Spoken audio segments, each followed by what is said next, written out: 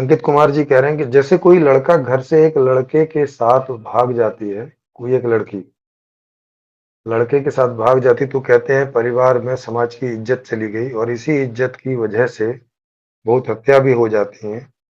क्यों लोग इज्जत को इतना मानते हैं? मैं इज्जत जैसी धारणा के खिलाफ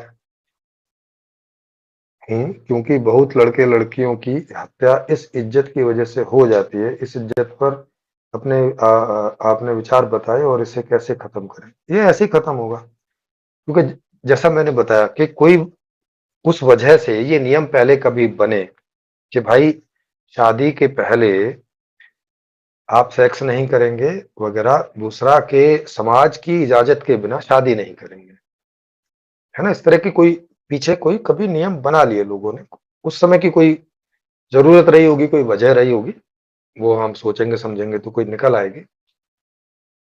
तो वो नियम सामाजिक तौर से बने चले हुए तब, जबकि वो संविधान में नियम नहीं है। संविधान आपको उस मामले में बराबरी दे रहा है कि अगर आप बालिग हो गए तो कोई भी किसी से शादी कर सकता है, समाज की सहमति लेने की जरूरत नहीं है। लेकिन सामाजिक नियम अपने चले हुए हैं, उनको ढो रहे हैं लोग अपने धर्म के नाम पे या अपनी सो कॉल्ड संस्कृति के नाम पे।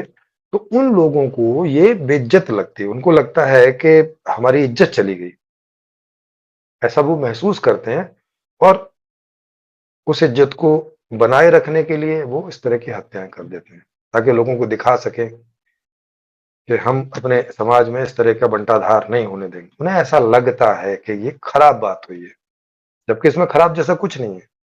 पर ये ठीक कैसे होगा? ये ठीक होगा एजुकेशन से। जब आप इन चीजों को सोचने समझने के लिए रखेंगे, बच्चों को पढ़ाएंगे लिखाएंगे, एजुकेशन सबको करेंगे, तब ये संभव होगा। तो भारत में एजुकेशन तो सबको मिलती नहीं है ना? तो ये बात है। दूसरा कि संविधान के साथ साथ सामाजिक परंपराएं पैरेलली चल रही हैं, समानांतर रूप से चल रही हैं, जबकि ऐसा नहीं होना चाहिए।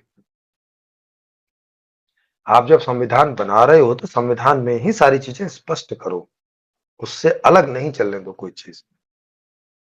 पीछे की कोई चीज अच्छी है तो उसे संविधान में रख लो, लेकिन संविधान से अलग मत छोड़ दो, ताकि लोगों को क्लियर रहे कि संविधान में ये है तो यही, तो फिर वही इज्जत का प्रश्न बनेगा अथवा नहीं बनेगा।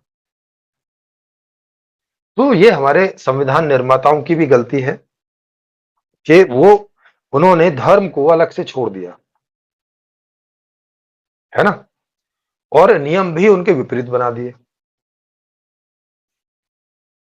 जबकि इन सब मामलों में सख्ताई से कड़ाई से सब सब करना चाहिए था, सख्ताई कड़ाई से भी, और फिर उसके बारे में एजुकेशन भी होती। तो एजुकेशन तो हमारे यहाँ है ही नहीं, काम की एजुकेशन अभी नहीं है, तो अभी तो उसकी कहाँ से बात होगी? तो ये बात है। और उसको खत्म करने का वही तरीका है कि आप पहले तो सबको एजुकेशन दीजिए, सबको आर्थिक रूप से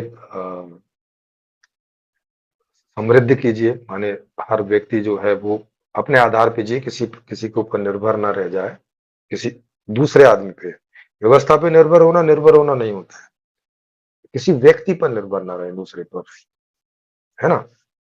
नहीं तो वो आदमी से अपने हिसाब से चलाने लग जाएगा।